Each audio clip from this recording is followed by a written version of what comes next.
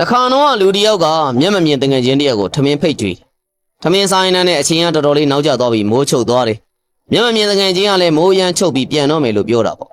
ဒါနဲ့ပဲအိမ်ရှင်ကသူ့ကိုမီးအိမ်တစ်ခုပေးမျက်မမြင်တငယ်ချင်းကလည်းဒေါသရမ်းထွက်ပြီးပြောတာပေါ့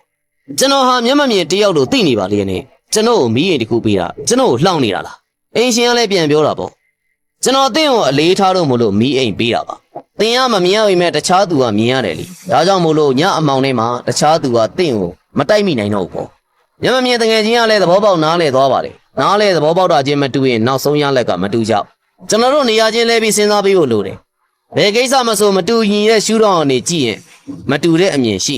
တင့်မှာသမီးတယောက်ရှိရင်သားရှင်ဘက်ကများများတင်တောင်းမှုတင်မျှော်လင်းလိုက်တင့်မှာသားတယောက်ရှိရင်သမီးရှင်ဘက်ကများများမတောင်းမှုအတွက်မျှော်လင်းလိုက်တင့်မှာချွေးမတယောက်ရှိရင်သူ့အိမ်မှုကိစ္စများတယ်နားလည်မှုမရှိဘူးလို့အပြစ်တင်လိုက်တင့်မှာသမီးတယောက်ရှိရင်သူ့ရောက်ခမအိမ်ကိုလွှမ်းမိုးနိုင်သူဖြစ်စေခြင်း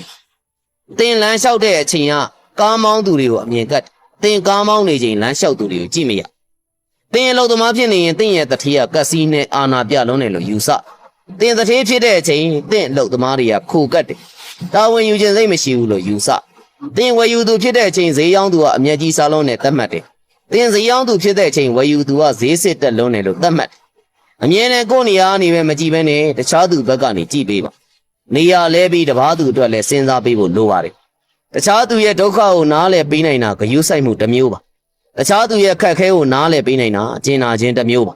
တခြားသူရဲ့အမားကိုခွင့်လွှတ်ပေးတတ်တာဟာသဘောထားကြည့်ခြင်းတစ်မျိုးပါပဲ